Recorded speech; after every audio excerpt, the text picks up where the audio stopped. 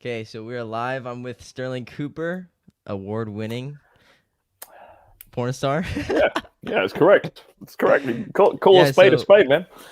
yeah, to the guys who don't really know who you are, would you like to introduce yourself to the boys? Sure, sure. Why not? Yeah, like you said, I'm an adult film star, porn star, whatever you want to call me. I've been doing that since 2017. Multi-award nominated. I've won an award, so you can now technically call me an award-winning porn star. I I've shot all around the world. Started my career in Australia. Uh, Worked there for a while. Then moved to England. Worked in England for a while for some big companies like Brazzers, ones that people might be familiar with. Moved out to Europe. Ended up shooting in Europe for a few big companies. Shot for the great Rocco Siffredi out there. Then I got made my way to Los Angeles, where I am currently right now, and been shooting here for the last few years. Shot for the biggest companies in the world. Shot with the biggest stars in the world, alongside the biggest stars in the world. So I'm very blessed to have found my way into this career. Before that, I was a escort back in Australia. I was a straight male escort back in Australia, where that thing is illegal. I used to get paid by wealthy businesswomen to service them, shall we say. And then before that, I was in the swinging scene as a single guy for a little while. And then before that, I was doing the whole pickup thing with my buddies, learning how to get better with chicks and stuff.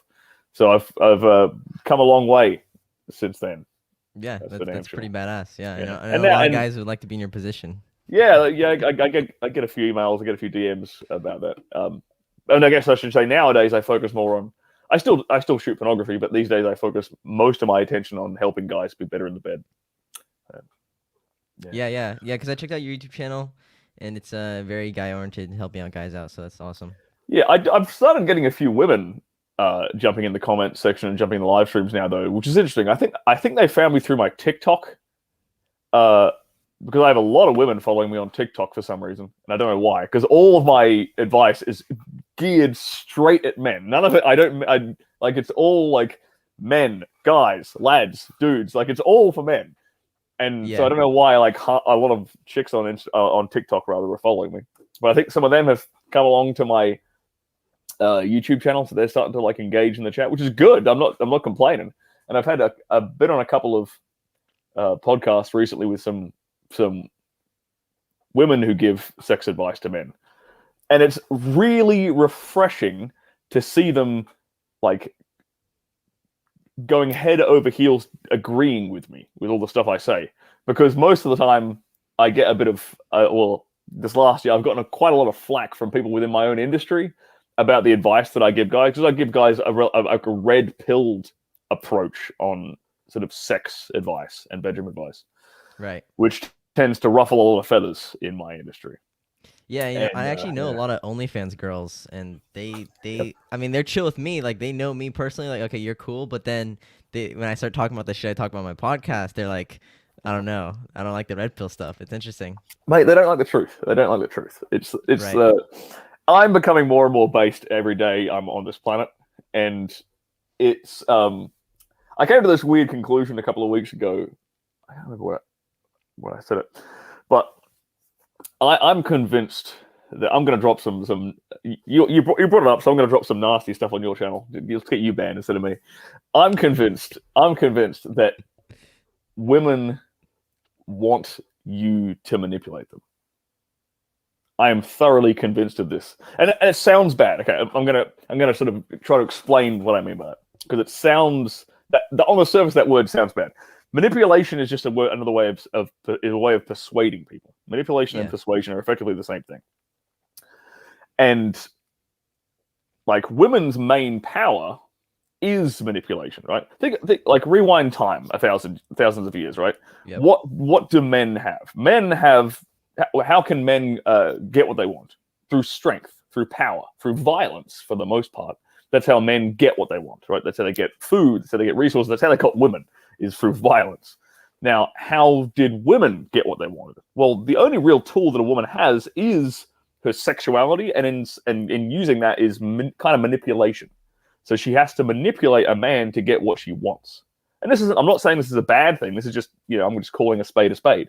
Hmm. Tiger got stripes, right? That's just the way we evolve. That's human nature. I don't look at this as a good thing or a bad thing.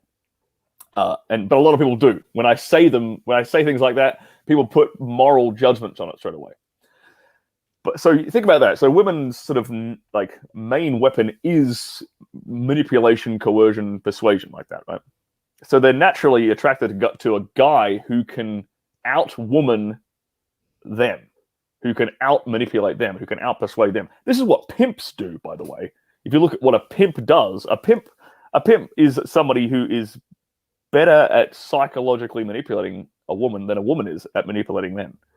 So this is just a thought that's been going through my head lately, and I'm like, I like to sort of verbalize new ideas to test their validity, to have someone like throw them back against me. So I'm like, I haven't really come to a firm conclusion on this, Logan. I'm just sort of, I'm testing it out with you right now.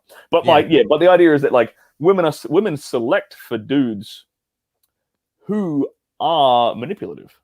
When you think about it, think about all the kind of dudes that women complain about having slept with. Think about all the guys they complain about, like all the things they complain about with their exes. They tend to complain about guys who are manipulative, who are controlling, who are tyrannical in some way, who are, emotionally manipulative. Yeah. So it's like, what's the old saying? You never believe what a woman says she wants. Just you got to judge her what she does. You got to judge her actions first, right? Right. So when you see them complain, the kind of guys they're complaining about, these are the guys that they have slept with. So these are the kind of guys that they are actually selecting for. Yep. So they're actively selecting for guys that are good at manipulating women. So there's something. So maybe, just maybe, throwing it out there, deep down psychologically, they actively want to be manipulated in a way. Just a thought. Right. Right. Yeah. Yeah. I mean, yeah, it's interesting, especially today with all the girls with like daddy issues and stuff. So it's a little interesting. Well, daddy issues, I think daddy issues is a reflection of having a weak father. Yeah. I think it's a reflection of a father who didn't set loving boundaries, and that's a key distinction. Like, because some fathers will set boundaries and they'll set them in a tyrannical way where it's like, follow me or else, right? And it's not, they don't set boundaries from a place of where they have respect from their kids. It's just I'm the father, so you must default to my authority, which I'm actually in favor of, because I feel that's the structure of a family. But when you're dealing with a rebellious teenager, they need to respect you in order to follow your authority, and especially a girl, right? If she doesn't see her father as a strong man, why would she respect his authority? And so I feel like daddy issue stuff stems from fathers trying either not setting boundaries at all, or trying to set boundaries when they themselves are actually not worthy of even being able to set boundaries. Because say, for example, their wife, treats them like shit, or they're a complete pussy to their wife or to other women in their life. Like, they're not men who have boundaries outside in any other realm in their life, but they're trying to set them with their daughter, right? They don't really have any substance to back that up with. Right. So I think that's women, like in particular, their daughters, recognizing that their fathers were sort of weak and didn't set and enforce strong enough boundaries, and so that's where that all kind of stems from. That's, women are looking for that. I have a friend back in Australia who has a harem. He's actually getting in quite a bit of trouble with the authorities now, but that's a different story altogether. But he for a period of time he was living with 6 women. And they were all madly in love with him. It was like the perfect setup. Like six women on a farm. One of them had his kid. They all had fun together. It's what every guy kind of wants. And he said to me, he's like, Sterling, you've got to be the father that they never had. That's all he does. They've gone through life without this sort of strong male figure in their life. They're looking for some strong male figure. They're looking for some degree of direction and leadership, and when they find it, they latch onto it.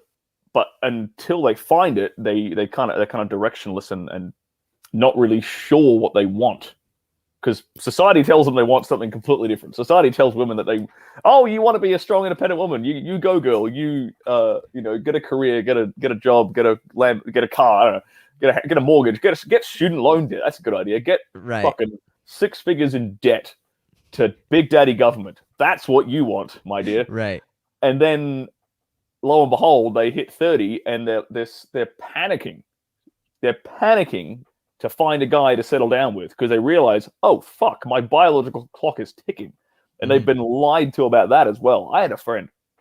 I'm going on a rant here, Logan. This is awesome. You just sit back and deal with it.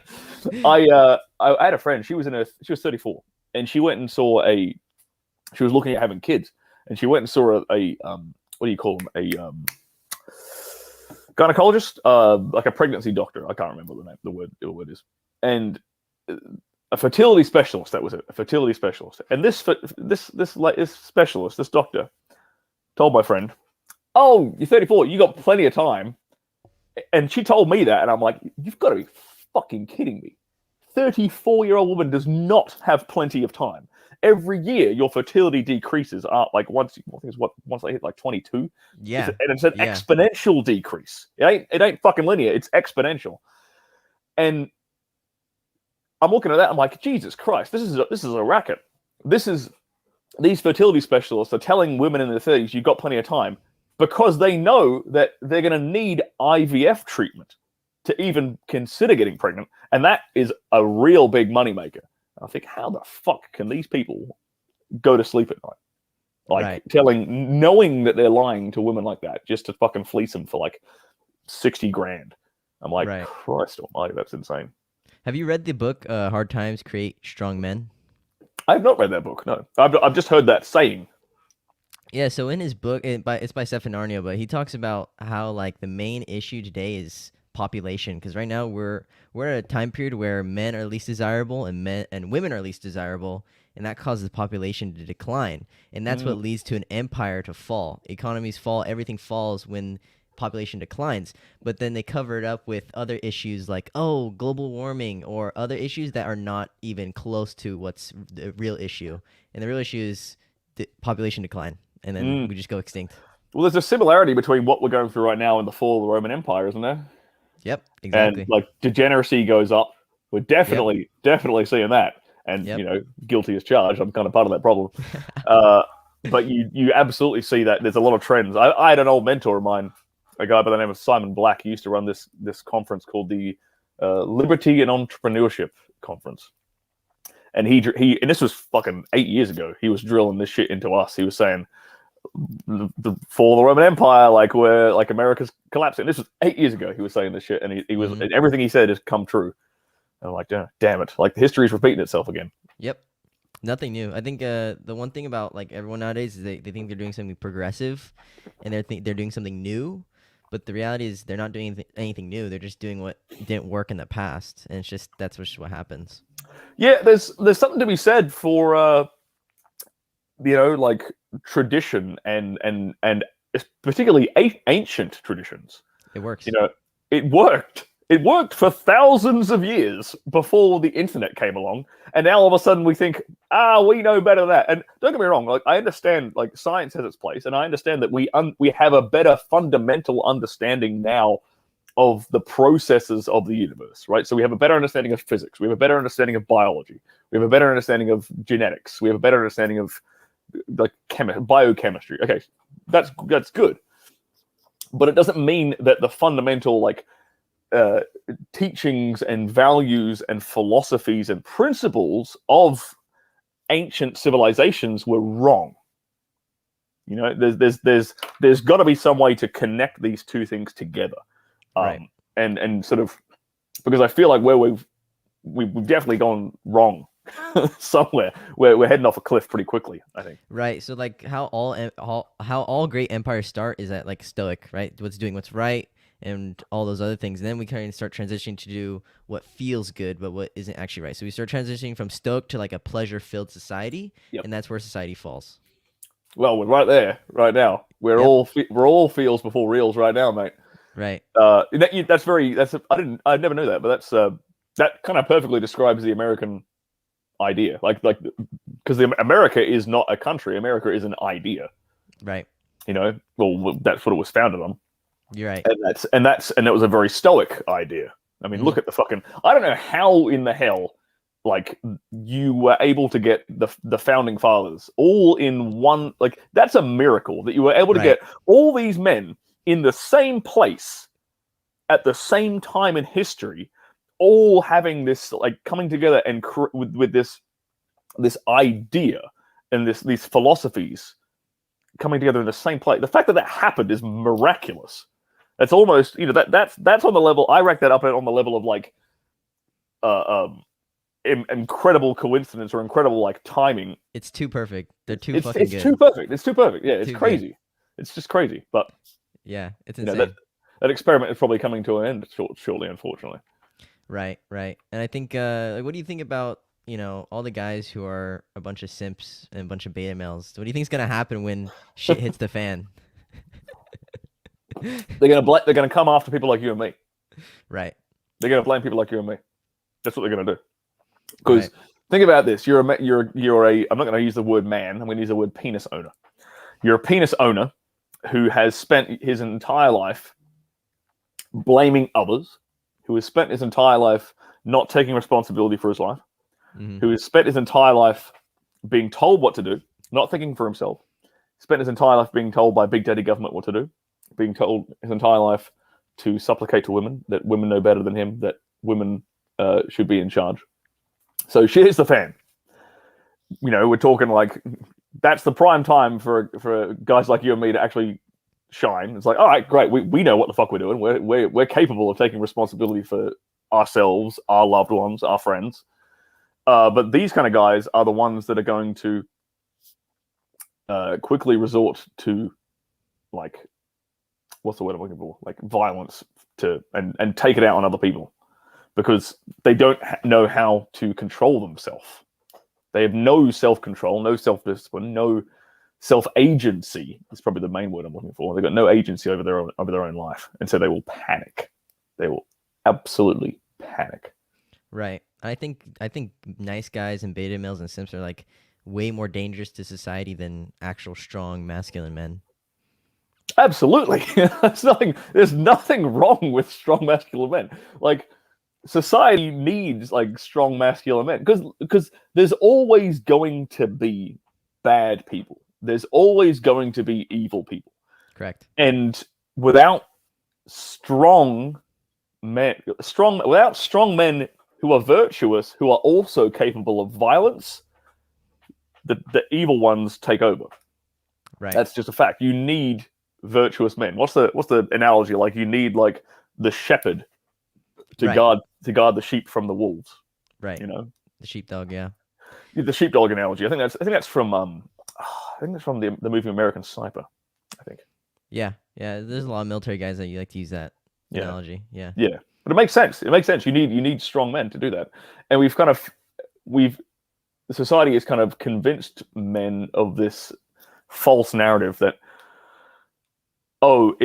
we're safer if no man is dangerous, which is a complete lie. Right.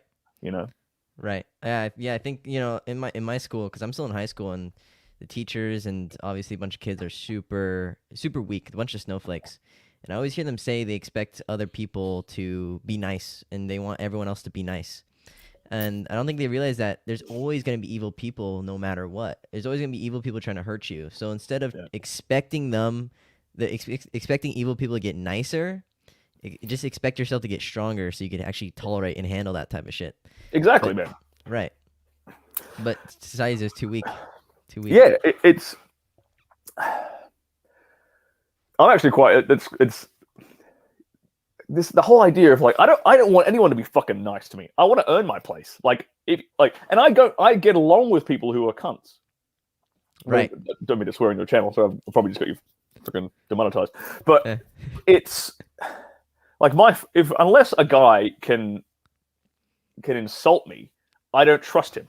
Unless he has the balls to, like, insult me and to test me, I don't trust him.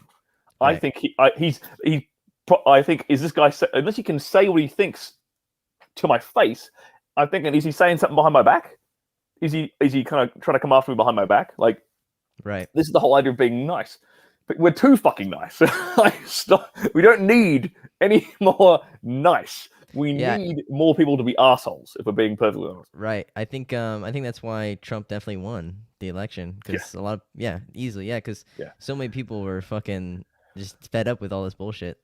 Yeah. Mate. But yeah, I honestly think like just being nice and being a nice guy and a simp and beta males, I think they're all fake, just like politicians. All these guys are fake. That's one thing I talk about a lot is there's a difference between being authentic and real and no unapologetically yourself compared to a nice guy filter, which pleases everyone.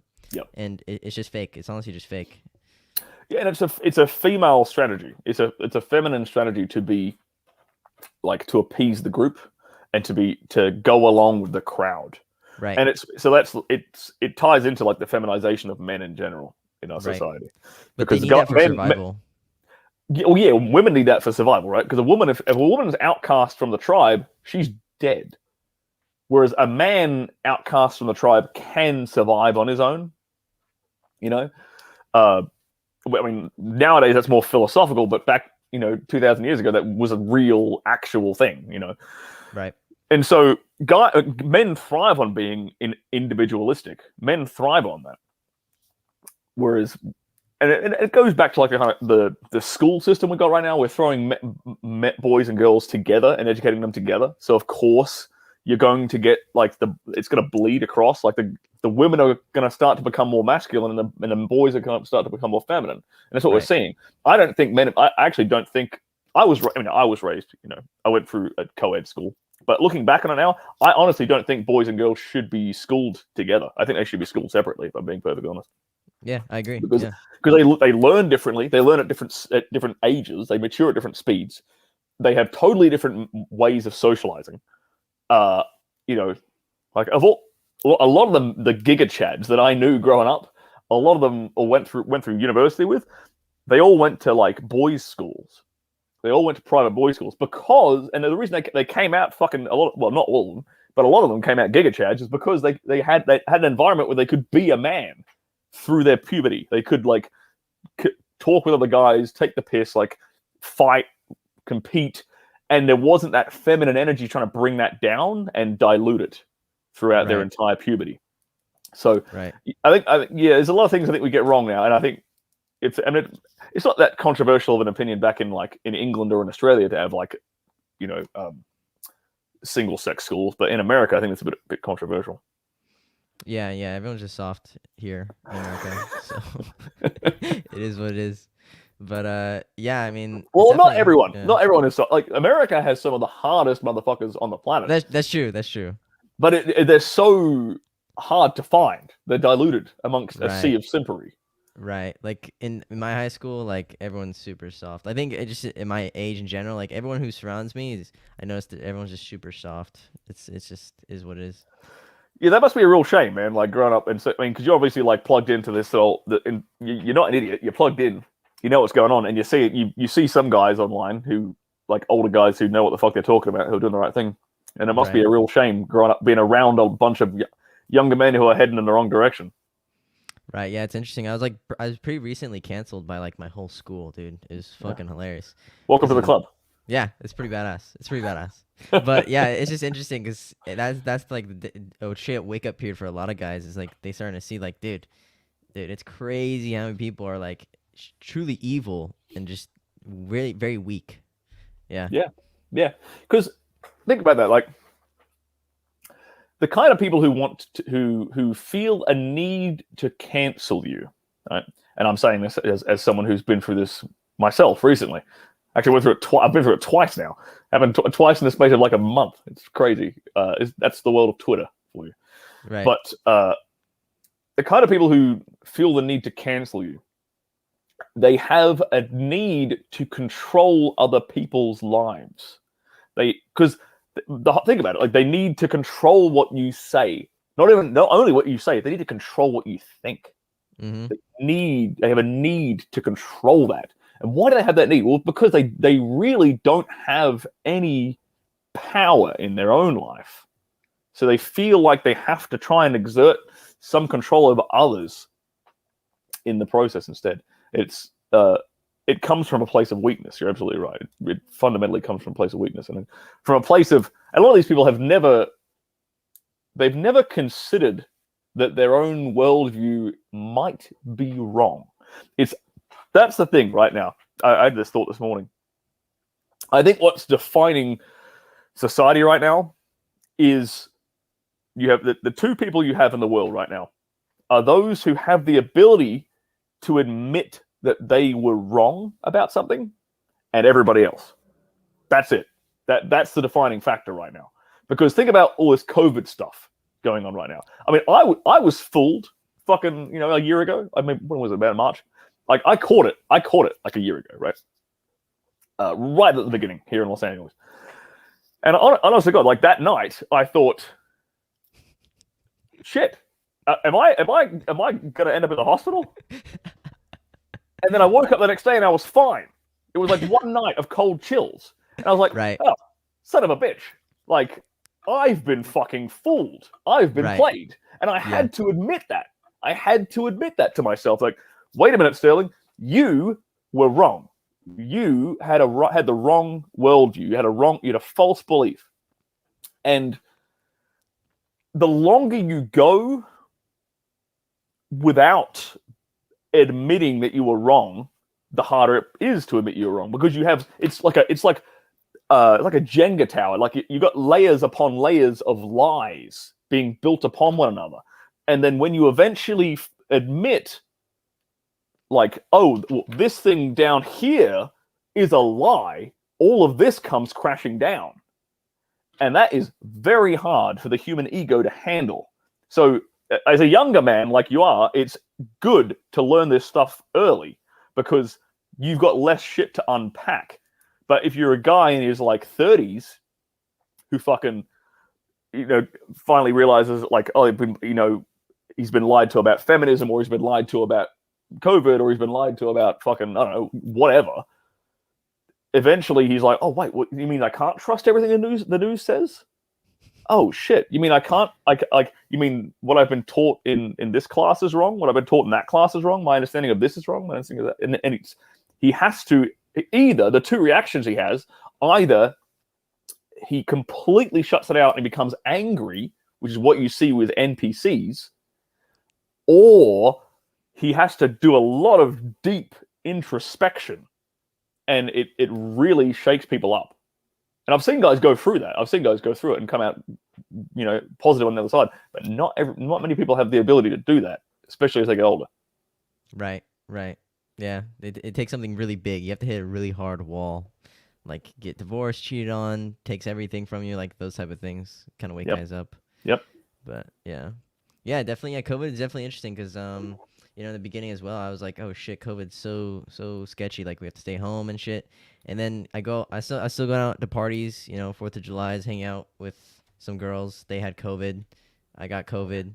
I think I got COVID. I don't know. Next day I woke up with a fever and I was like, fuck, dude, I'm gonna die. Like I just laid there, I was like, dude, I'm gonna die. And then next day I was fine. I was like, oh, what the fuck? Exactly. Yeah. So now I walk around like I'm invincible, and it's pretty fucking awesome. So, dude, like no one fucking dying from this shit. Like the flu has mysteriously disappeared. right. It's like, come, and I'm seeing motherfuckers walking around with actually like grown men who are actually afraid of this. I'm like, what? Are you kidding me, man? Come on. Like, no, it's cringe. It's really cringe. You can just look at someone and tell if they're a fucking simp if they're just wearing a mask or not. It's really interesting. You can tell. Nowadays you can tell a lot about somebody, right? Just from one thing. You'd be like, you can look at someone and be like, I know every single one of your belief systems. Yep.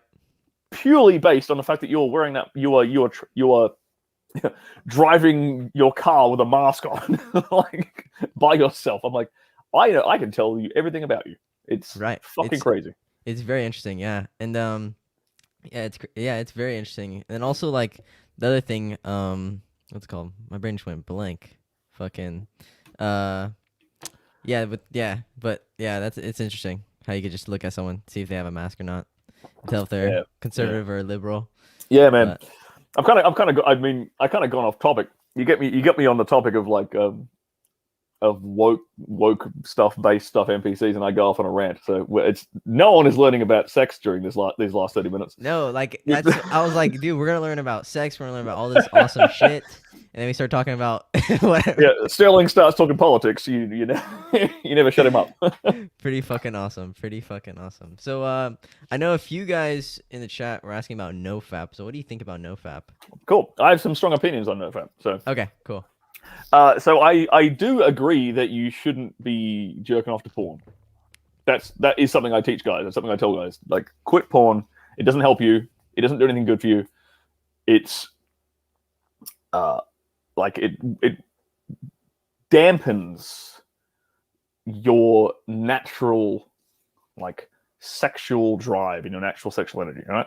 So stop masturbating to porn. Now, I agree with like not fapping. I agree with not masturbating. I don't, however, agree with semen retention. Semen retention is the guys who are like, okay, I'm not going to fap, but I'm also not gonna ejaculate with women. And I'm like, what the fuck is your problem? Like that? Show me any dude who is absolutely fucking slaying it in the world, like a multi-millionaire, a fucking, like some Russian oligarch who's banging hoes on his yacht, some fucking, I don't know, like Leonardo DiCaprio who's like slaying pussy left, right, and center. Show me any guy who is actually winning at life who withholds his semen from his women. They don't exist, So I agree with the no-fap thing, but I don't agree with like retaining your semen when you're having sex with women. Obviously, use a condom if you don't want to get the girl pregnant. Don't be an idiot. But you should be coming in and on women.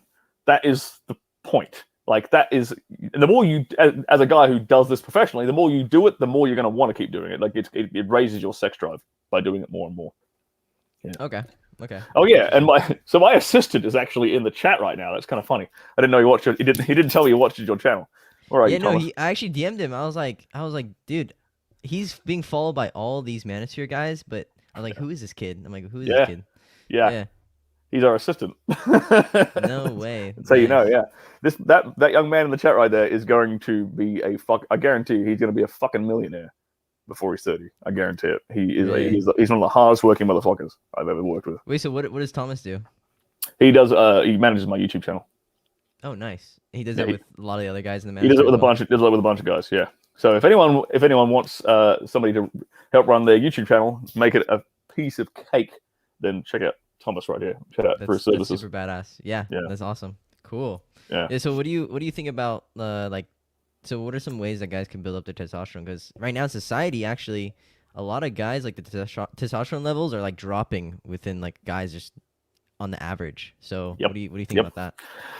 Well, the first thing I would suggest guys go out and read a book called Estrogeneration by Dr. Anthony J. And that will scare the shit out of you. It is a book about all the ways that men are being constantly bombarded. Well, not just men and women, everyone is being constantly bombarded with estrogen mimicking compounds in our environment. So, perfect example. The birth control pill, right? It's an estradiol. It passes through women's bodies and it gets excreted in their urine. That urine then seeps into the water supply and the estradiols that are in the birth control pill end up in the water supply. You can literally test, and they have done in this book, he quotes numerous studies on this. You can test the municipal water supplies of basically every nation around the world, and they are littered with basically estradiols from birth control pills. So it was an old meme, the old Alex Jones meme, where he was like, they're turning the frogs gay. He wasn't wrong. He actually was telling the truth. So first of all, your municipal water supply is filled with estrogens. So one of the first things I did after I read that book was I went out and bought a fucking carbon activated charcoal filter. So you can. The book I said was. I just saw this comment in the chat. Estrogeneration by Dr. I don't think he might not be doctor, but by Anthony J. Estrogeneration. That's the book. So first of all, have a read of that, and you'll understand what you're trying to protect yourself from. So you're already fighting an uphill battle. So some of the things I recommend guys do to help increase their testosterone levels naturally. Well, one, you can try to prevent your exposure to estrogen. So this means try to avoid using plastics. You instead use, like containers and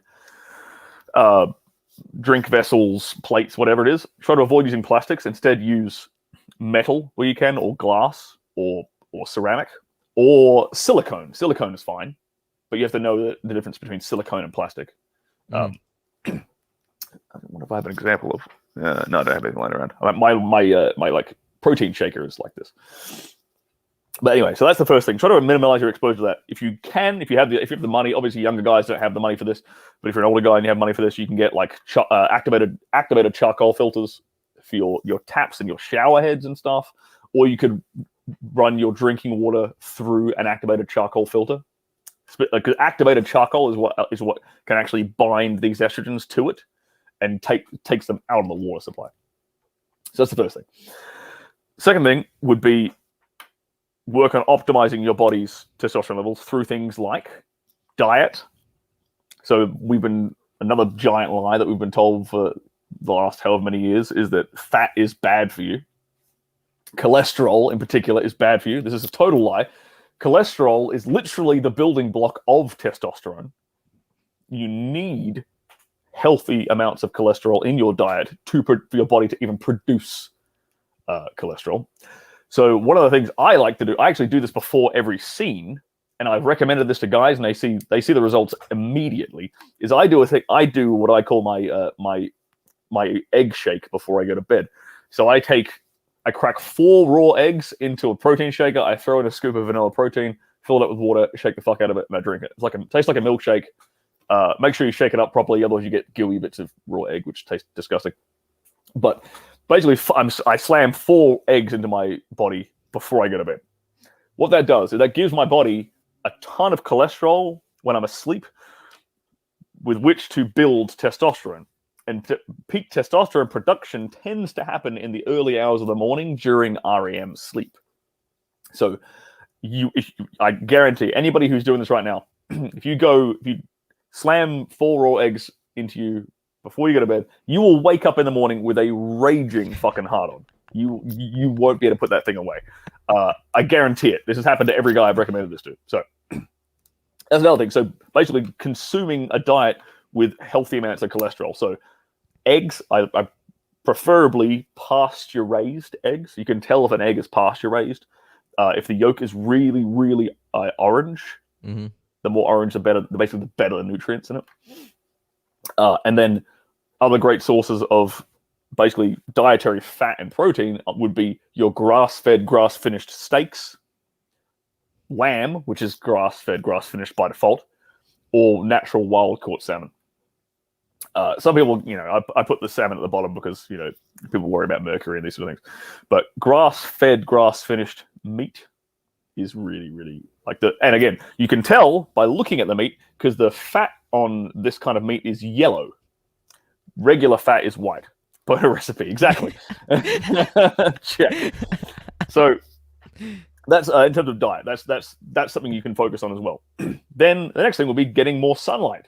We don't get enough fucking sunlight. We spend all day indoors. We spend all day, especially with the COVID stuff, and we work indoors all the time. And vitamin D levels are actually something that takes a while to build up. So you can supplement with it. If you're going to supplement with vitamin D, you should also be supplementing with vitamin K, with K2, because that is what, if you don't supplement with K2, then you're going to get a buildup of calcium in your blood, and that's going to lead to blood clots. So make sure if you're going to supplement vitamin D, make sure you're also supplementing vitamin K2, or get out in the fucking sun more. Preferably get out in the sun while you're exercising. While you if you're gonna lift, that's the next thing I'm going to say is lift heavy shit. Get in the fucking gym, pick up some iron, lift some heavy shit. You need to lift heavy shit as a man. It's really good for your bones. It's really good for your testosterone. It's really good for your health. There's nothing wrong. It doesn't do anything bad. It only does good things too. So if you can do all these things kind of simultaneously, lift heavy shit in the sun and then slam some good quality protein, you're on the right track to starting to recuperate and basically keep your testosterone levels where they need to be, especially as a younger guy. When you're the longer you go without doing the right things, the more you have to undo the damage, basically. So try to minimize your exposure to environmental estrogens. Check out Anthony J's book, and then work on improving your diet to make sure you got the correct building blocks so your body can produce testosterone. Onions, actually. Now, one last thing I'll check in there is onions are actually really, really good for you. Eating large quantities of onion will increase your luteinizing hormone production, which is what luteinizing hormone is. What your body is like the thing that goes. It's like a signal hormone that goes from your brain to your testes to produce testosterone. So. Okay. Someone says, does lifting stunt growth? No, lifting doesn't stunt growth. Yeah, no, I don't think he does.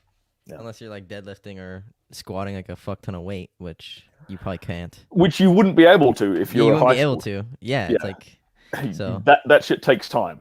You know? Right. Yeah. So have you heard of the guys from BuzzFeed? Their name is they're the Try Guys. Have you heard of them? The Try Guys, no. Oh, okay, they're like a squad of like 4 beta male simps, and they actually recently took like a testosterone test, and their testosterone levels were actually like really fucking bad. Like it was to the point of like you need to see a doctor type of shit. What a surprise!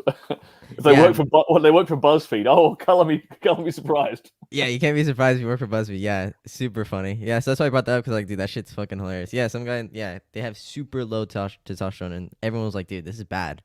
These guys are, yeah, it's really bad.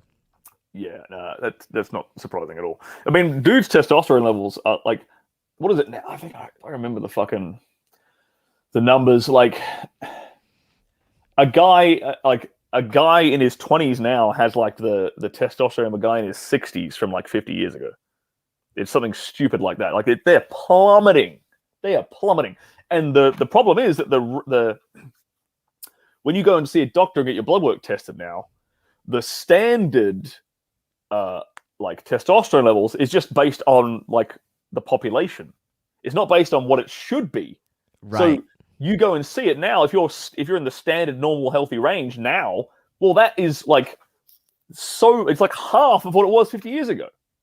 Right. So you're whatever you are, you should be double it. Like, you really should. Basically, unless you're like pretty much the only people on this planet who have healthy testosterone levels are probably bodybuilders who are taking shitloads of steroids right now. Everyone else is actually artificially decreased. Right. Same thing with obesity. Same thing with obesity as well. Like they do it with the average. So like obviously the average we're fucking fat in the United States. Yeah, we're fucking fat. Mm-hmm. So when they do the average, it's like, oh, okay, you're cool. Even though normally you're like 20 pounds over, it's like, oh, okay, you're cool. But the reality is like, dude, no, it's like really bad. But they do the average in the United States when they weigh you, obviously. Yeah, man, America's got a serious problem with fucking weight, and it's the food here, man. I'm not gonna lie. Like I mean, I just spent the last month in Europe, and it's like effortless to lose weight in Europe, like because you have one ingredient in America that they don't have anywhere else, and that's called high fructose corn syrup. That shit only exists in America. Only exists here, and it's a byproduct of the corn industry, and that. I don't know if you know. Do you know the history of high fructose corn syrup? I think I do. Yeah, I do. So basically, for those of you who are watching, it was like, I think it was World War II. They're trying to produce tons of like food for the troops. So the government subsidized corn production in the Midwest of America, and then the war ended. You had all these corn farmers and all this corn fucking laying around that they didn't know what to do with. So the government said, "All right, find something to do with it." And so they went out, and scientists got to work, and they basically turned like corn into this fucking Frankenstein compound called high fructose corn syrup, which is like 1,000 times sweeter than sugar or some shit, and is incredibly diabetic. Like it basically fucks up your insulin. Right. And they said that's what we're going to do with it. And so those subsidies are still in place today for corn farmers. So you have an overproduction of corn, which leads to, and so like high fructose corn syrup is cheaper than sugar, purely because of government subsidies on corn production, which is why in America, basically everything that is sweet has high fructose corn syrup in it instead of sugar. and it is infinitely worse for you than sugar. It is the leading cause of like fucking diabetes and obesity in this country. Yeah, and also like another thing is most of the people who died from COVID, they were obese. Yeah, surprise, surprise again. Like, why is anybody like? I saw that study came out like a week ago or something. Like, was it a week ago? I saw something come out on my Twitter feed, which was like, "Oh, we found a link between obesity and COVID." How is this a surprise to anybody that has a pair of eyes? Yeah. Like, oh my god. Yeah, it's funny. It's definitely funny. Yeah, fuck me. But yeah, so what do you so actually someone asked the question in the chat right now. How do you become more masculine with a single mother and only sisters? Get around more men. That's the problem that a lot of. I'll add this to the question that we had earlier on about how to boost your testosterone levels. Compete with other men. Be around more men. That is another thing that that our modern society has kind of fucked up, is that it has taken away men's only spaces. It has taken away Boy Scouts. Boy Scouts is a good example. The YMCA used to be like all dudes, I'm pretty sure. There were like there was a men's clubs, like cigar lounges, gentlemen's clubs. These things don't exist anymore. And there was a purpose for them, and the purpose for them is for men to be around other men and not be tainted by feminine energy. And I don't mean tainted because they're bad. I mean it's but anyone who has had this experience where the boys are around, like you're having a laugh, you're having a chat, you can talk about things and express yourself freely and openly and honestly, and even like say things that you might be wrong about and have honestly critiqued when you're just around the boys. As soon as there's a woman involved, then everyone polices their speech and everyone polices their behavior, and or the guys are vying for the woman's attention, right? It changes the dynamic immediately when there's a woman involved. So, for a guy who is, what was the question again? He was, what was he saying? I was trying to find it here. Yeah, it's single mother and sisters, right? Find places to go, groups to get involved in, sports to get involved in, whatever it is, where it is predominantly men, and or develop a close social circle of guys and just hang out with them. Right. Dedicate time to just being around dudes. Right. You know, that's what I would say to that. Yeah, that's especially why I started like the Alphas Only Club movement. It's just for young guys to kind of hang out and just like not really give a fuck what anyone else has to say or think about it. Good. Yeah, just for guys to have fun, fuck around, and just be men and be boys. And because I think nowadays it's really hard for guys. I mean, now with COVID, but everything else, it's really hard for guys to do an all guys community or group without it being like attacked by a bunch of feminazis. Without it being labeled as misogynistic or like somehow like white supremacist. I don't know. Like you get a bunch of guys, even if there's a black guy involved, it'll be labeled white supremacist. Or if there's a Jewish guy, it'll be labeled like a Nazi group or something, I'm sure. Yeah. Yeah, it's interesting. It's fucking weird. David Guerra has said, "What do you mean of being competitive with guys around you?" I mean competing. I mean like challenging each other. Like okay, like if I'm around my boys, right? It's like, all right, I bet you we can't do like 500 push-ups today. All right, motherfucker, we're doing 500 push-ups today. Right. And if you lose, you're a bitch. Right. Right. That's what I'm talking about. I'm talking about challenging each other, competing with each other. That's healthy. That's healthy masculine behavior. Is challenging and competing with one another. It's something that we've been taught to shy away from, and it's perfectly natural. It's healthy for a guy to compete with his friends. That's why you should want to be. You should have a healthy desire to be better than all of your friends. Right. Yeah. I think I think that's also why the military is also getting fucked up, because now like a lot of the guys are being very softened. And it's not very competitive. Like being competitive is a very masculine thing, and I think it's interesting how they're removing it, and from a lot of areas, and it's like, oh, don't do that, right? You want to be equal. Everyone's equal, right? Didn't they lower the requirement for pull-ups or something in the military so women could do it? Right. Right. So it's very interesting how they're doing all these things. But the reality is they're setting themselves up for failure. Like beta males set themselves up for failure. No Hmm. success with women, no success in their personal life or anything else. Feminists, they set themselves up for failure. They think that, okay, I'm going to be feminist, I'm going to work, work, work, work, and I'm going to have kids later, or I'm not going to have kids at all. And that sets Hmm. everyone up for failure, especially them, because then they're going to actually want kids because that's their desire, that's their natural need. And they're going to set themselves up for failure. And same thing with like people on left, COVID, right? All the people who are afraid of COVID, they set themselves up for failure because they sit inside, they don't do Hmm. anything, and they don't work out, and that's why they're gonna end up dying at the end of the day. So it's Mate, interesting, it has never been easier in the history of humanity to be a top tier man right? because your competition is actively handicapping themselves. Yeah, You're not you're competing against maybe like 10% of the population, really. The right, other 90% of the male population are these fucking beta simpy cucks that you're talking about, who are right, actively like fucking adults. So like, all it's that's it's kind of unfortunate because the bar is so fucking low, but it's also a good thing because the bar is so fucking low. You don't really have to do too much to set yourself apart from everyone else. right. It's a very hard spectrum. It's either you're fucking a lot of girls or you're not fucking any girls. It's not a Mm-hmm. balance anymore like it used to be. It's not like where everyone used to get No, married. It's more of like, dude, there's only a few guys in this world who are fucking all the girls, and then the rest of the guys are not getting anything. So yeah, and it's unfortunate. And I mean, look, I mean, I don't really have that much of a problem with it, but it's okay when you're at the top of the totem pole. But I understand the frustration you guys have because I was there once. I was there. I used to be like I wasn't always like this. I used to be when I was a fucking teenager. When I was like a man in my early 20s, I wasn't getting any pussy. I was like frustrated. I had to learn this shit. I had to learn how to fucking get better with chicks. And so for guys that are sort of going through that, understand that you can, get to where you want to get to. Your fate is not sealed. Your fate is not determined. You are in control of it. As long as you believe you're in control of it. Because a lot of dudes are adopting this a sort of defeatist mindset these days. Like, oh, fuck bitches. I don't want anything to do with women. I'm just gonna like have a fucking buy a sex doll and fucking leave in my mother's basement or some shit like that. Like, no, motherfucker. Like, pull yourself up by your bootstraps. Get out there. Fucking compete. Do better.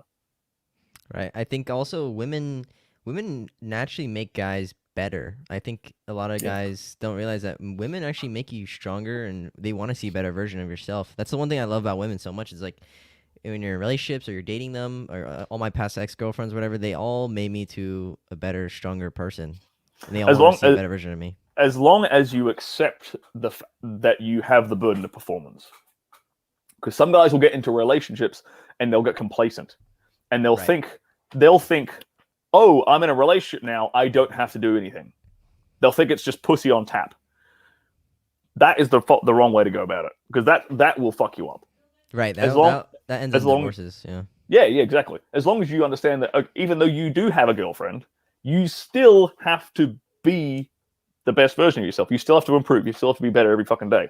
Once you, it takes and like I resisted that at one point, but once you accept that reality, it's fine. It's not as hard as you might think. Your initial hesitancy to that mindset might be like, oh, that sounds like a lot of fucking work. Well, yeah, it kind of is, but you enjoy it after a while. You're like, oh, I get to fucking work every day. I get to compete every day. I get to win every day. It's good. It's fun. Right, right, and it's just that's the one thing why a lot of guys just get complacent. They get divorced, and just for that reason, they stop trying to court their wife. If you don't court your wife, someone else will. So it is what it is. You're right. It's more about. It's actually, in my experience, it's probably less about courting your own wife as it is about like flirting with other women in front of your wife so that she knows that you're the shit.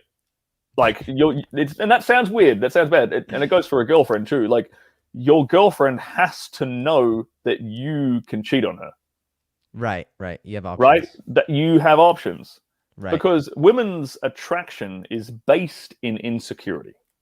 A woman will never know that she's in love with you until she feels jealousy. That's when women tell you that they love you. When they feel that ping of jealousy of you like looking or talking to another woman, when they feel that ping of jealousy, that's when they're like, "Oh my god, I love him." I noticed that. I do notice that. That's just that's just the way they're programmed. That's their biology. Don't you don't beat them up over it. Don't feel bad about it. It just is. They love conditionally, and the condition is, can he fuck other women? That's the condition. Like the moment you're not capable, the moment you are no longer like her best option, that's when she starts not wanting to fuck you, not being attracted to you, like etc. So she has to have a healthy degree of insecurity in order for that. And this sounds weird. Is anyone taking this out of context, or any moron listening to this is going to be like, oh, he's a fucking misogynist. A healthy relationship is one in which the woman has a healthy amount of insecurity. She has to think that he is the best I can get, and he could easily cheat on me. That is actually the foundation for a healthy relationship. Right, that state of fear. I think a lot of guys are in that state of fear in the relationship, which is happy wife, happy life. I don't want to upset my wife. This is the best girl I'll ever have, so I can't lose her. And when guys are in a state of fear, they do very unnatural things. It's very weird. They start turning into a pleaser and nice guy. And it's interesting how that works. So someone else asked, why is masculinity, dominance, and leadership so important?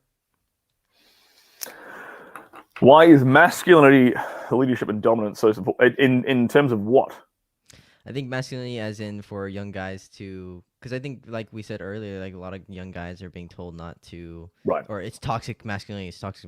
But it's your natural state of being. This is how men are meant to be. Okay, like here's the reality, right? We live in a society that has, we live in an artificially easy society, right? Rewind the clock thousands of years back to caveman days. Most of you would be dead. Most of you have been killed by another man. That is the reality of the world, like of life, of nature. Most of us would have died fighting with another man for access to women. If we're honest, or would have died fucking hunting a saber-toothed tiger or some shit. Like, so we live in a world which is artificially comfortable. And comfort is actually your enemy. You're designed, your entire psyche, your entire biology is designed to struggle. It's designed to compete. It's designed to fight, to live.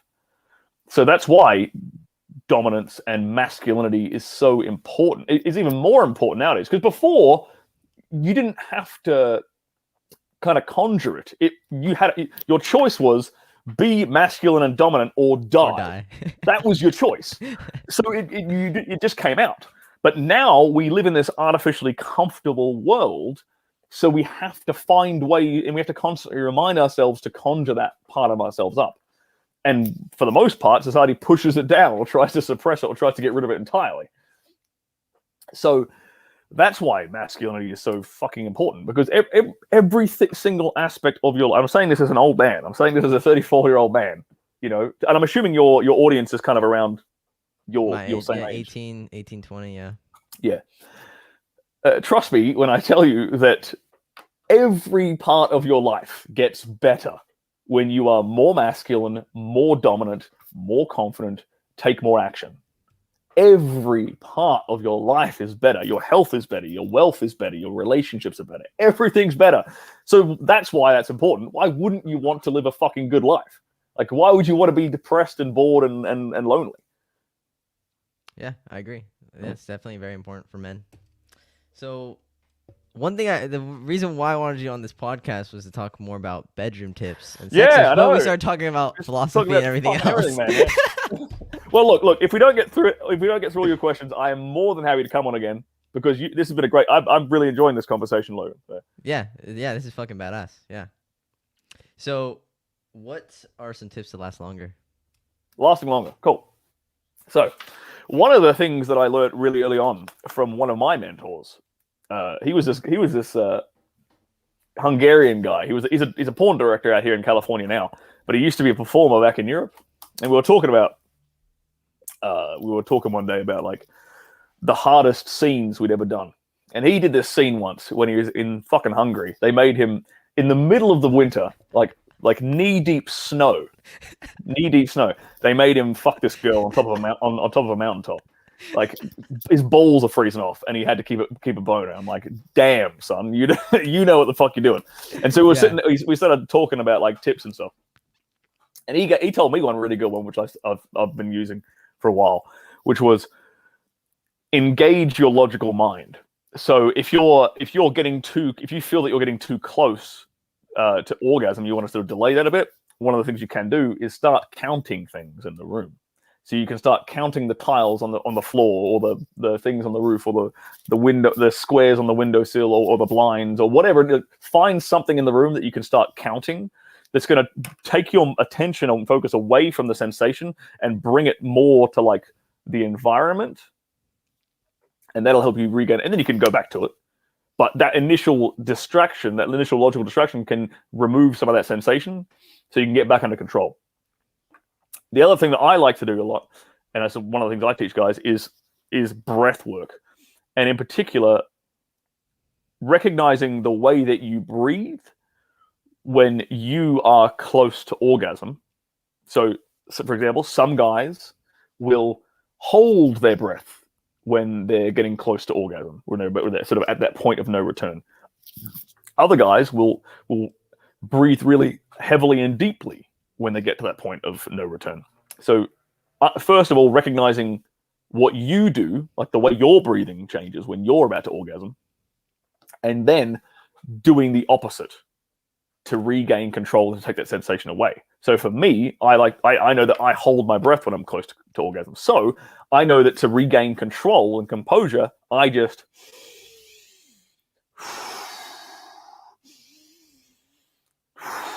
really long, deep, controlled breaths draw that sensation, that feeling away from the tip of my dick, and I get more control over everything. Yeah, breathing definitely fucking helps. That's the one thing I noticed, is just breathing definitely helps. And doing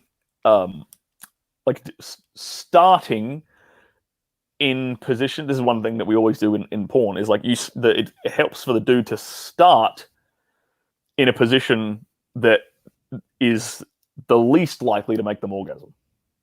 You know, so for me, like as an interesting example, like, so cowgirl is my favorite position. I love it. Like, I love the girl on top. So I always save that for last. I don't do that first, because if I do that first, I'm more likely to pop. I'm more likely to, to lose control early on. So I'll do something else to start with, and that's fucking easy. You can do the same thing at home with the girl, whatever. Like you got a lot, you're in control of what you're fucking doing at home. I've got to listen to the director over here. He's got to tell me what to do. Wait, so how many scenes have you shot? Now it's like somewhere between 300 and 400, somewhere around there. I actually have I actually keep track of it in the spreadsheet. I can't find it. That's pretty badass. Yeah. So but that's not even that. But that's actually not that much. Like into this, like I got into this in my 30s, and I know guys who got into this when they were fucking 18. So they've got thousands of scenes under their belt. But for me, I'm like an old man, so I just do one. I just do one a day. I'll just cruise along, and I'll end up with a few hundred. Okay. And so, who are some of like the top girls that you've actually shot with? Top girl in terms of like the most popular on the planet. I've worked with Angela White. I've worked with Adriana Chechik. I've worked with Nicolette Shea. I've worked with who else is a multi-award winner? Sarah J. She's an old school porn star who's been around for fucking 20 years. She's like a real popular. Yeah, I've worked with quite a few girls who are top of the game. It's kind of weird because it sort of changes every year, because the girls who are like popular and recognizable to dudes my age aren't really shooting anymore. You know, because girls sort of come in and out of the industry typically within a couple of years. Right. They typically like they rise and then they just get out of the industry for the most part. There's only a handful of girls who've been in the industry for like 20 something years. That's pretty rare for female talent. Interesting. So yeah, like girls I've shot with in the last year who have like literally won awards, or who are like voted best starlet or best female performer. A lot of like, unless you're like tapped into the actual industry like on a daily basis, unless you're like a mega simp, you probably don't know them. You probably don't recognize them, right? Until they start to become more popular on Pornhub and stuff. Right. Yeah. Actually, let me look. If here's what I forget to do this. Here's what I do sometimes when I'm when people ask me this question, is I jump on Pornhub and I look at the top porn stars. Hang on here, most popular porn stars, and then I go through this list and see who I've fucked. Here we go. Okay, Abella Danger worked with her. Okay. Lena Paul worked with her. Angela White, Corey Chase, Emily Willis, Adriana Chechik. Who else we got on here? Sarah J, Brittany Amber, Alexis Fox. Okay. Yeah. Who else? I'm just looking. This is the top. Lexi Law, Gina Valentina, Alina Lopez, who hates my guts. Yeah, that was like the top 54. I've worked with probably like 20 of them. Yeah. So how many girls that you've actually had sex with kind of hate you now since you're doing this? Oh, dude, all of them. Yeah. Damn near all of them, man. It's fucking crazy. Okay. So because I had 2 tweets that really, like, I had one tweet that kind of blew up. Actually, no. If I think about it, there was like 3 tweets that kind of got me into shit, right? So I was tweeting this stuff back in December, and actually the funny thing is, I don't know if are you on Twitter at all? Yeah, I just started it. Yeah. Twitter's a son of a bitch. Twitter's actually really hard to grow. Okay. There's no real way to hack Twitter. Like you can hack. There's ways to hack Instagram. Like shout outs and things like that. Like Facebook, you can kind of pay for followers, or you can pay for you can pay for ads that can help a brand grow. Twitter's like probably the hardest. Actually, YouTube's probably the hardest thing to grow on. But then Twitter's right behind it.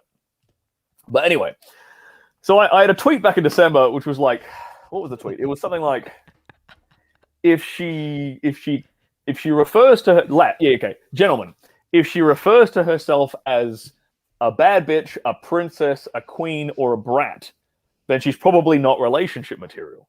She belongs to the streets. I didn't say that. I just said she's probably not relationship material. That fucking blew their minds. I had like that tweet ended up with something like 800 fucking retweets. Nice. Which is a lot for a guy with an account of my size. And most of them were angry women, quote tweeting it and telling people I'm a piece of shit and I'm a misogynist. And I'm like, where's the fucking lie in what I just said? Basically, all I'm saying is don't date a narcissist. Yep. Which is really what that says. But my entire industry is narcissists. Yeah. And I'm saying this as a narcissist. I'm a fucking narcissist. I understand this. I'm happy to. I can openly admit that. But most of these women can't admit the fact that they're a narcissist. But they are 100% because it's just the nature of our job. And so that blew up, and they all sort of hated me for that. There was one that, and then because that was blowing up, girls started going through all my other tweets, and they found another one where I was like, I had another one which they called fat phobic, which was like, what's more? It was something like, what is crueler? What is crueler? To tell a kid to lose weight, or to have him, or to ignore, or to lie to him and have him develop diabetes at age 30? Like, which of these two things is objectively worse? It's the getting fucking diabetes that's worse. Not like fat shaming works. Like telling a kid, "Hey, you're fat, lose some fucking weight." It does, yeah. It's better. Right. And I'm saying this as a guy who's worked with plenty of big women. I've worked for websites that shoot big girls, and I don't have a problem shooting with big girls. I can fuck anything, Logan. That's my superpower. I can have sex with fucking anything. So, and I like these girls. They're great. I like these girls. Like but here's the thing, like I like them as people, so I don't want them to die. Right. Strange thought, right? That because I'm actually friends with somebody, I might not want them to die of diabetes. Right. But they all can't handle that, and they think that I'm fat phobic and I'm a misogynist or some shit. And then I had another one that went a couple of weeks ago. What was it? That was another one I got pissed off at. The same time I was getting canceled, like all the ex-girlfriends I used to fuck with, all of them posting the same shit. Oh, cancel this dude. I'm like, yeah, man. What are you talking about, dude? Like, it's just funny. It's very interesting. And here's what happens, right? So this is actually a really good lesson for guys to learn. It was funny because I went through some of these tweets, and I was seeing the kind of girls who were shitting on me in the industry. And there was a lot of girls who loved me, absolutely adored me on set, and we had a great relationship on set. And then they're saying things in the comments or tweets and like, "Oh, he's terrible. He's terrible to work with. He's terrible to be around." Blah blah blah. Right? These very same women 2 weeks ago were in my DMs saying, "Hey, let's shoot again." Right? Yep. So there's two things to take from this, right? For anybody watching. One is that women will do and say anything for the approval of the crowd. First and foremost. So, for example, because my industry is very cancel happy. It's a very strong cancel culture. It's very, very SJW, very woke in the porn industry. So, if you become bad news, a woman will distance herself from you immediately. They do not want to be outcast from the group, right? This is part of their nature. This is part of their biology. So they will say whatever it takes to make sure that they are accepted by the group, and that includes just completely fucking lying. And the second thing that is even more important for guys to understand is that a woman's you have to. My friend phrases it this way. He said, "Anything that a woman says, you should tag these words to the end of it. In the moment, right now, for me." Those words. So, for example, if she says, "Sterling's an asshole," in the moment, right now, for me. Yep. Or "Sterling is lovely," in the moment, right now, for me. Because their entire worldview is emotionally subjective on how they feel right now. Yep. So if you have an argument with a woman, if she says you're an asshole, in her mind, she genuinely rationalizes that you have always been an asshole and you always will be an asshole. Because right now in the moment, in her emotions, you are an asshole. Yep. However, in 10 minutes time when she's calmed down and she loves you again, then she really genuinely believes that you have always been lovely and you always will be lovely. And because right now in her emotions, you are lovely. That is, honest to God, how women operate. And learning that one understanding will really save men a lot of frustration in their life. Right, because a lot of guys use the logical side, which is, I did this, and that for you throughout the whole day, but now you hate me at this time and moment. Why don't you look at the things I did, which was so great? Thing is, girls don't do that, right? Because girls aren't logical and analytical. They're not going to look at every single good thing that you did. They're just going to look at how they feel in that moment, and they're going to just base entirely off that. Yeah, and then they will backwards rationalize logical reasons why you are an asshole or why you're amazing. But it doesn't have to make sense. None of it has to be. It doesn't have to be congruent and consistent because she's trying to use her rational side, her logical side, to justify the emotion. Right.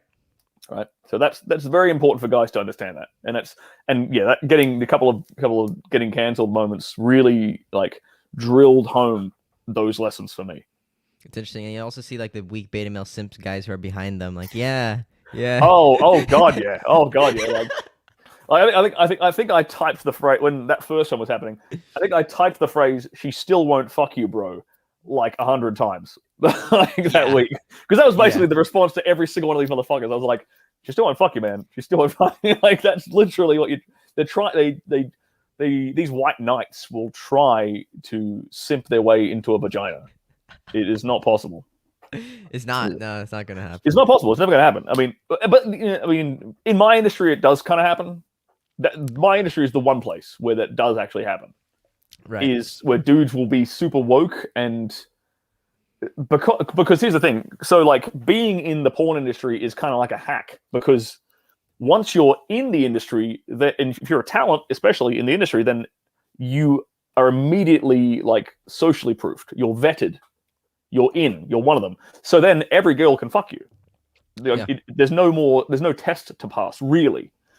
So it's the one place where dudes can be like mega simpy, mega like woke and still get laid because all they have to do is just keep agreeing with all the girls' opinions, and that's what they do. They all just sit there and fucking parrot back all these like social justice warrior talking points to these girls, these feminist talking points, like "yay girl," because like they didn't have to do that. The girl would have sucked their dick anyway because they're already pre-vetted.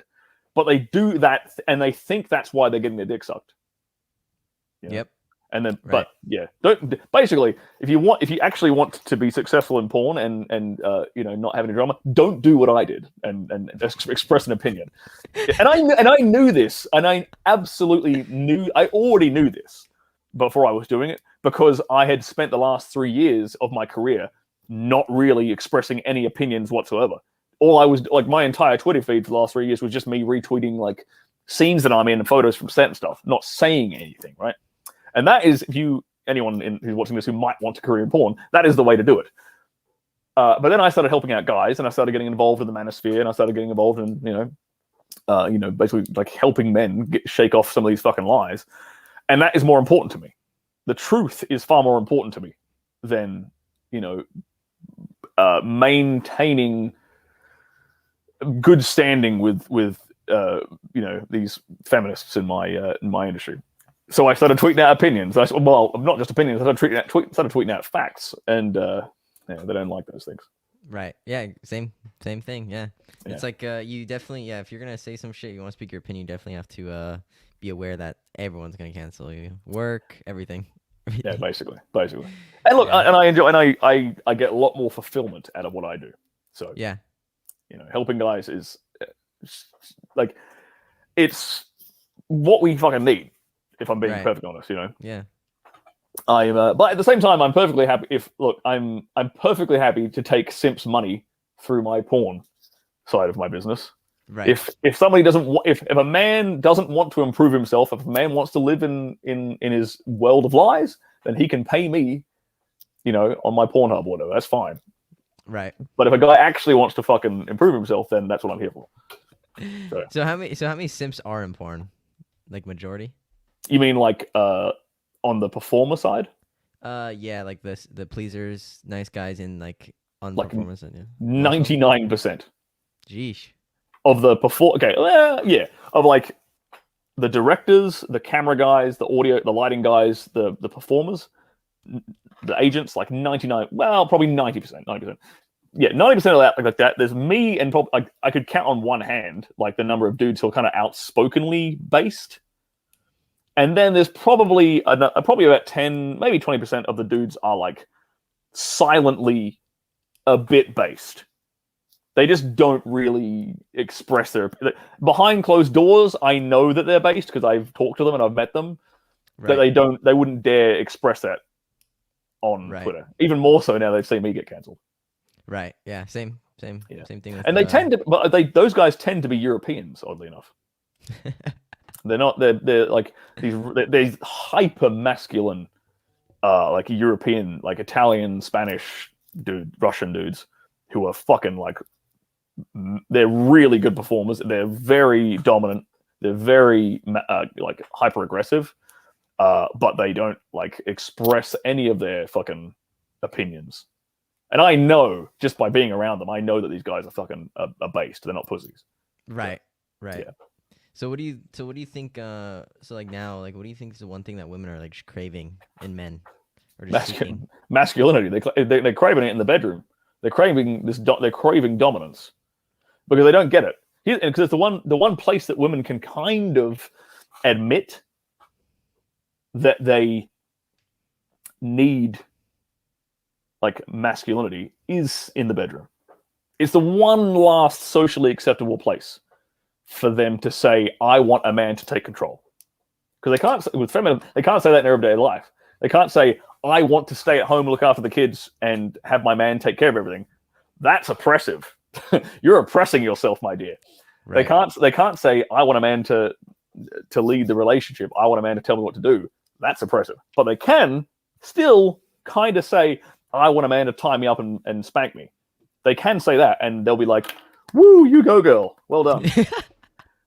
But so that is what they're desperately craving. Because think about it, like now the only place they can get that masculine, that male-female polarity is in the bedroom.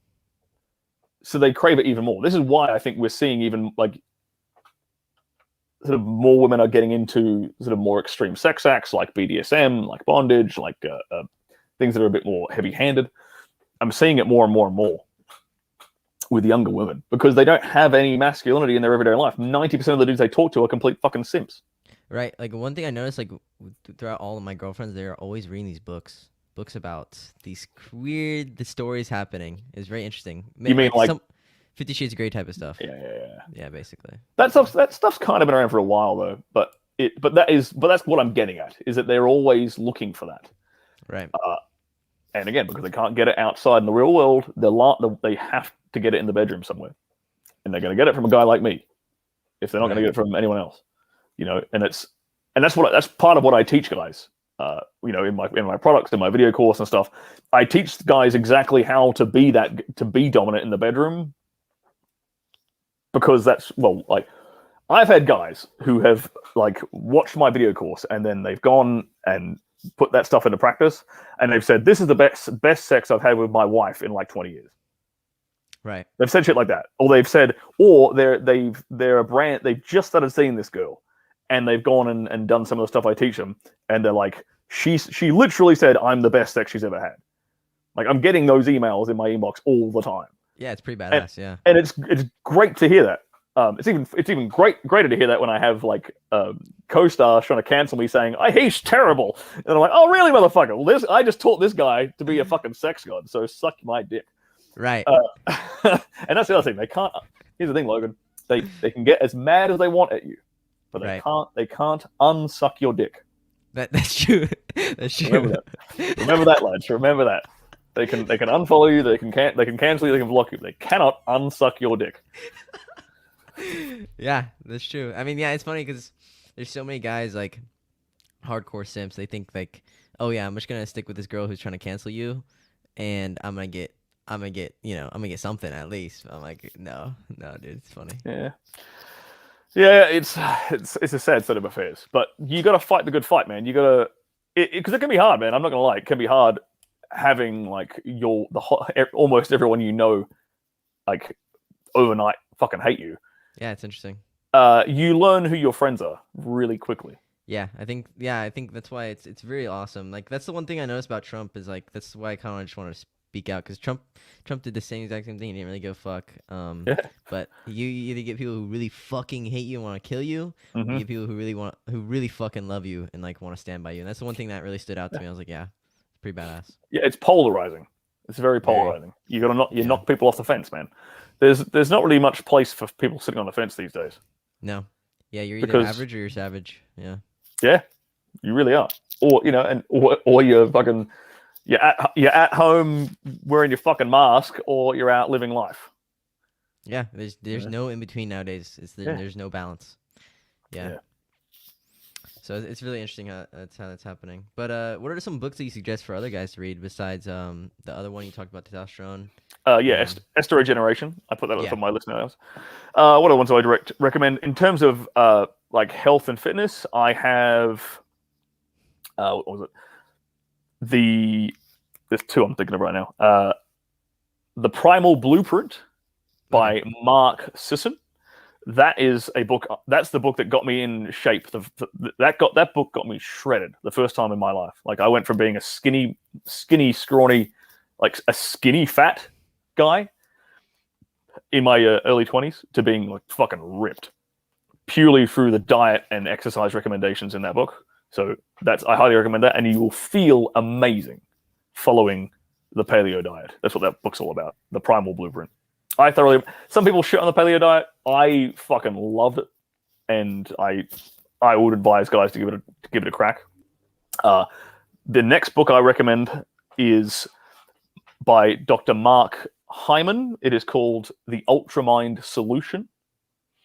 That is along similar lines. It's basically another diet book, nutrition book, but it talks about.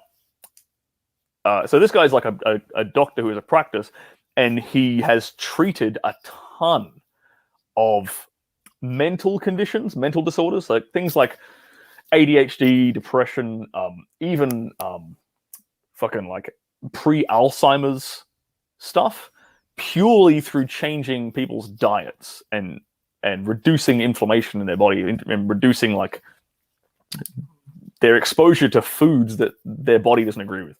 It's basically teaching you to be an experiment of one where you self-diagnose and like you filter out what your body likes and what your body doesn't, and you come out at the other end, you come out fucking amazing. Your brain is sharp.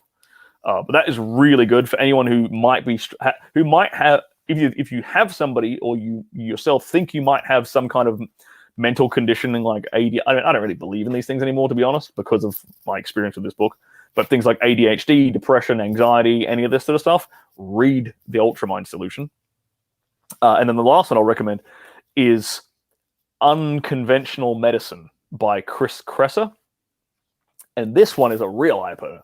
This is really eye-opening. It talks about the American medical system and basically how it is engineered around insurance. And so, for example, the way the system's built is every condition you have has to be sort of matched in this. And there's actually a book about this that doctors get given. Doctors have and insurance companies have. It's like, here's a condition. Here is the drug you prescribe for that condition, and then here's the compensation that the insurance company gives you. So everything has to kind of match up like that in the medical system. So there's the analogy he gives in the book is, imagine you're walking around with a pebble in your shoe, and instead of taking your shoe off and getting rid of the pebble, you take an aspirin. That is the current medical system. Mainly in the United States. Well, but it's pretty much copied everywhere else. And it's this idea of like treating symptoms, not causes. So Chris Kresser, sorry, this is Chris Kresser. Him and the previous author, Mark Hyman, follow this medical practice ideology called functional medicine, where the idea is you go into his clinic and they do a bunch of tests on you first, so like blood tests, stool samples, like hormonal analyses, lifestyle analyses, and then from there they diagnose, okay, well, what nutrients are you deficient in, what hormones are out of balance, where do you have inflammation, and they start to pinpoint down what the actual causes of your problems, of your medical and health problems actually are, and then they reverse that through diet and lifestyle changes and things, and it's incredibly eye-opening. I haven't been to a doctor in fucking forever. I don't see the need for doctors or pills or for like pharmacies or anything like this, because I understand this stuff. I understand how the body can heal itself. So those 4 books that I just recommended if you read those 4 books, you will be in the top echelon of people in the world in regards to like your ability to take care of your own health. Right. Yeah, I think also part of being a strong man is also being self-reliant. I think too many guys nowadays aren't self-reliant. They rely on government, they rely on mommy and daddy, they rely on all these other things to either make them feel good or help them out. Mm-hmm. And I think being part of a strong man is also being able to survive by yourself. So being self-reliant is super important. Yep, being a sovereign individual. Right. Yeah, that's what I was taught. That's what I was always taught. Was like, no one's coming to save you, man. No one's coming to save you. And you should be if you want to be in a position to protect not only yourself but your loved ones and your friends, your family, then you have to be strong. You have to be strong, individual, independent, sovereign in all aspects of your life. Yeah, I agree. Yeah. And also, so what are some things that when you before porn or like after, were you like blue pill, simpy? Like what was your transition from like simp to pimp? I was very blue pill. I'm not gonna lie. I was very, very blue pill. I had a few experiences that which slowly sort of broke that paradigm. Mm. Like the usual stuff that guys have, like having your heart broken by an ex-girlfriend, that kind of stuff. There was a few situations like that through my 20s that really like started to reshape my worldview. And honest to God, like it was Rollo Tomasi's books that kind of really solidified the truth for me. So the Rational Male series was really what got me into it. I would say I was sort of based when it came to philosophy and politics pretty early on, but I wasn't necessarily based when it came to women and like the lies of feminism and like male-female relationship dynamics. That came later. And that actually came after I got into porn, oddly enough. So I sort of I got my way into, I was getting laid, and I got into porn before I was like fully red pilled, I guess. Right. Okay. So do you think being more red pill kind of helps with like your relationships or no? Oh yeah, definitely. 100%. It makes it. You have to go through a transition phase because a lot of guys go when they get sort of when they learn this stuff, they get woken up for the first time. They go through like what I would call like a bitter phase, where they go through a lot of resentment first, and it's understandable, but you got to go through that, and you got to come out the other end. Because you got to really accept the truth. You got to really accept male nature and accept female nature and accept your role and accept that the world is against you and are trying to lie to you and trying to lie to all the women out there for a start. But once you come to terms with all that, it's like, okay, cool. This is where we are. I know what I have to do. I know that I've got to put my foot down. I know I've got to lead, and it makes things easier. It shouldn't because when you're blue pill, like everything seems like work. Like relationships seem like work. You're like because you're trying to make it. You're trying to fit a square peg in a round hole. Really, if you're trying to have a relationship the blue pill way, the way society says you should have a relationship, the way that Disney and Hallmark movies say you should have a relationship, you're constantly fighting because you're like, why isn't this fucking working? And then when you come out to the end and you find you learn red pill truths and you learn the way that male and female dynamics should work, you start to realize it becomes like you just follow a few sort of set rules and it's like, oh, this is how it works. This is so much more effortless. This is natural. I lead, she follows. It's simple.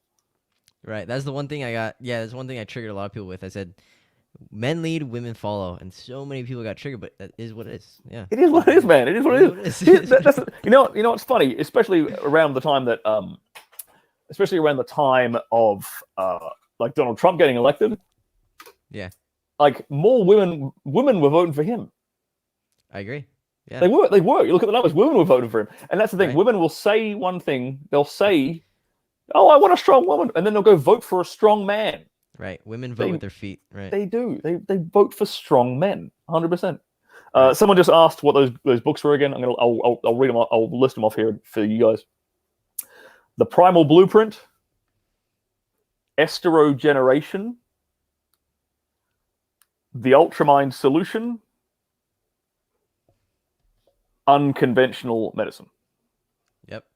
And then there we go. Yeah, Bonger's Bonger's got it. He also asked Bonger's asked Stirling if he's spiritual or something. or something. I wouldn't say. It's weird, man. I've never been a religious guy. I've pretty much been an atheist my whole life. I'd say I was an atheist most of my life, right? And my very close friend recently had a sort of a spiritual awakening in the last year, and he really got me thinking about a lot of stuff. And he sort of, I would say I'm very traditional, and I'm very I lean more towards like traditional conservative values.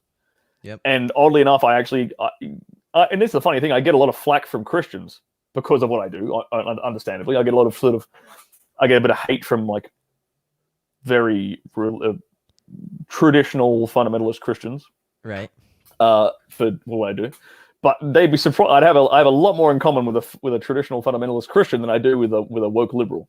Yeah. We have a lot more in common in terms of values. And I fundamentally believe in a lot of the stuff that the Bible teaches. I believe in a lot of the family structures that basically all the monotheistic religions teach. So be that Judaism, Christianity, or Islam. Right. There's a lot of things in those that I think are correct and are right. But I don't necessarily believe in like a all-seeing, all-powerful God. I believe in the structures. I believe in the structures and the beliefs that and the values that these religions teach. I think these are correct and these are accurate.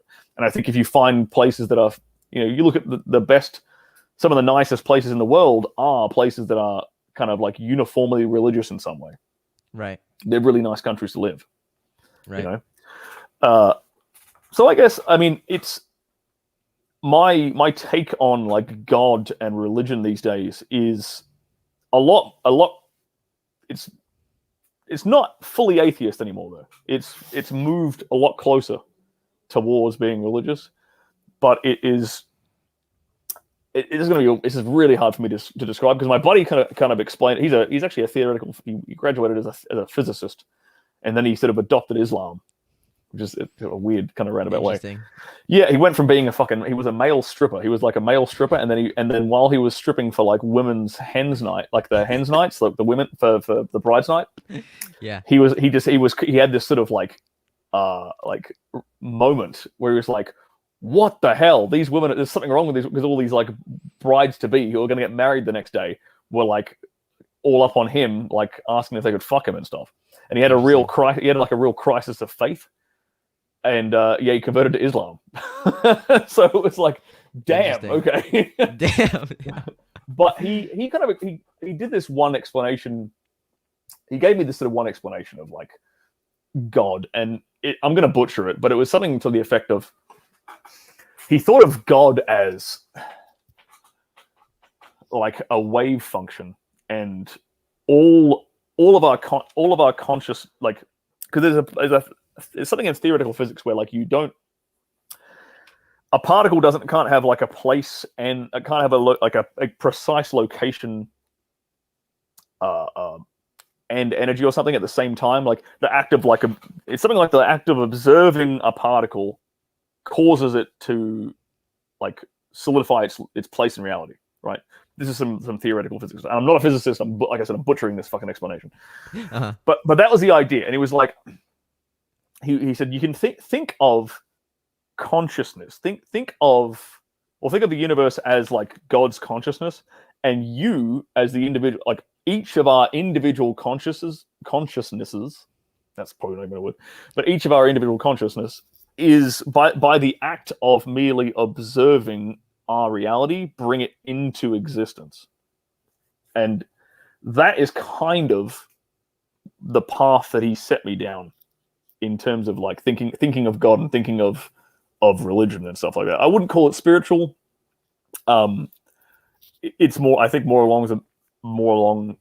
I think about God in terms of like universal laws that, like maths, for example, like the physical constants of the universe that keep things working, and then like the vibrational frequencies in which like we are all like living in. I'm starting to sound really fucking woo-woo, so I'm going to shut up.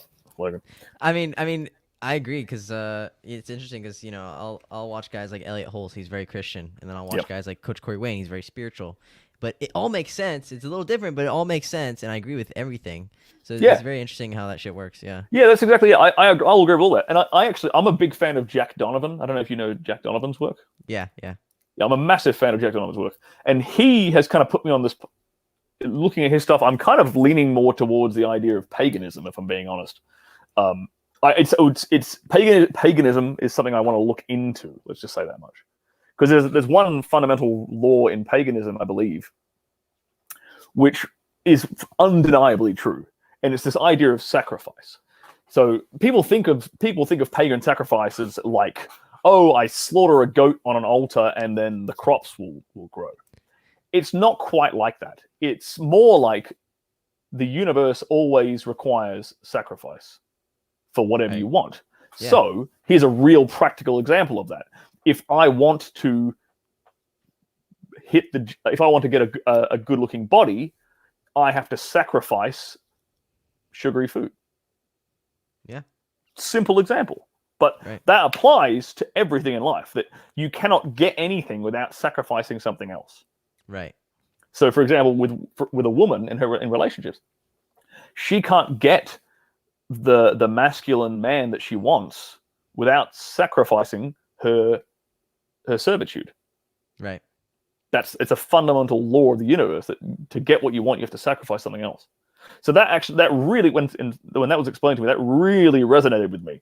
So that is basically a pagan principle. So if there's anything I'm going to investigate in the next few years, it would be paganism. Yeah. Interesting. Okay. Yeah, I mean, there's a lot of fucking questions, but there was I saw some guy talk about like Little Roy had some question up here about like dirty talk or something. Yes. Where was it? Oh, here we go. Sterling, how do you dirty talk outside of scenes? I think that was it. So in terms of dirty talk, I when I teach guys how to be a bit better at dirty talking, there's a few things. So first of all, let's talk when we talk about delivery of dirty talk. There are 3 things I teach guys to focus on. One is resonating with a deeper voice. So you're speaking from your belly, like you're breathing and you're projecting deeper from your belly. You're not speaking up here in your throat, because if you speak up in your throat, it fucks up your voice, right? So you want to be good at dirty talk, speak with a deeper voice. And another way of speaking with a deeper voice is to speak longer and pause and draw out your words. It's very hard to speak with a high tone if you're speaking slowly. Right. It's very hard. So by just virtue of slowing down your speech, you're going to typically speak with a deeper tone. The second aspect of delivery I teach guys is to make strong, steady eye contact. If you're trying to get in a woman's head through your dirty talk, looking her in the eyes, looking into her soul when you say these perverted things makes it come across a lot better, and it triggers all these like nice emotions in her brain. Like it gets her all fired up, gets her wet between the legs. And the third thing I say is to have unflinching body language. Oddly enough, when you're delivering dirty talk, you don't want to be like, because it creates incongruence, right? If you're trying to say, "Oh, you're my filthy, dirty little slut," and you're like acting all like, and you're like, oh, kind of like nervous and like you're shaking or whatever. "Oh, you're my filthy little dirty slut." Doesn't work. Doesn't come across right. Right? Doesn't. It's incongruent. Right. So you have to. So nailing the delivery is the first thing I would teach guys, is like deep, slow, resonant tone, strong eye contact, and unflinching body language. Because there's something really dark about like being a guy who doesn't flinch, who is unreactive. And that is, if there was one thing, oddly enough, I could teach my like 18-year-old self about being better with women, it would be like less emotion. I would just say it like that. So that means smile less. Oddly enough, it means like don't react, don't move. Like, because I'm naturally a very like expressive, emotive guy. Hence why I do what I do, like acting and stuff, right? If you want to call it that. Yeah. But that is, I when I'm around women, I deliberately suppress that and move slower and act slower and move with less emotion and express less emotion. Because there's something about that sort of stoicism that is very, very attractive to women. There's something about that being emotionally unreactive and calm and confident that is very, very attractive to women. Like, typically, I mean, you just look at sexy stereotypes of men. Then very, very seldom are they these really fidgety guys. They're slow, calm, controlled, deliberate. Yeah. Right. Yeah. So yeah. Let's answer one more question before we end this live stream, because I think we make this a part 2. A lot of guys are fucking liking this one. Good. Yeah, I liked it too. This is badass. Yeah, I love this. You let me go on rants, so I don't normally go on. So this is great. Yeah, it's interesting, because most times when I watch you, it's mostly about just sex, but we talked about a lot more philosophical things, so that's interesting. Exactly. Yeah, I do know what I'm talking about when it comes to sex. It's just I like talking about this kind of stuff, because it's hard. It's hard to find like-minded guys like this. It is. Yeah. It's interesting, kind of entering into the manosphere. It's cool how all these guys are kind of connected. Yeah. So yeah, it's super badass. I don't get this question. There's a few guys who've said this in chat. Is this going to be a podcast? Isn't this already a podcast? I guess so. Yeah. I mean, the thing is, I actually have a studio. I'm actually in the studio right now, but I think it'd be pretty badass to have you in person. On the right. podcast. Well, you're in. You said you're in Orange County, right? Right. Well, dude, it's a fucking couple of hours drive away. Right. So we can make it happen. Yeah, it's pretty badass. So what? Let's see if anyone has any interesting questions. I've seen so many of these questions. So, let's see. So we talked about dirty talk. Talked about the things you say in bed. So also, you have a book. Actually, you have a book on how to grow your dick. Yeah, I actually have 3 books now, Logan. I just finished writing 2 more. Actually, nice. Technically I have 4, but they're like the 4th one's kind of small. It's like a free 32-page guide. But my first book was about how I grew my dick. Yeah. It's pretty badass. Pretty badass. Yeah, and it's something that most people don't think is possible. And don't get me wrong, it's not easy. It takes a lot of consistent effort, like daily focus, daily exercises over like a long period of time. Like, and it's not a magic pill.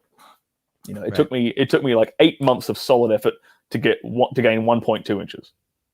So that's not like when you're trying to tell people like, especially these days, no one has any fucking patience. No one's got any like, no one's willing to spend like a week fixing their diet, let alone fucking 8 months worth of something. But people really like the stuff. I've had a bunch of guys like do what I say in the book, and they're seeing the same results I'm seeing. So it's really good.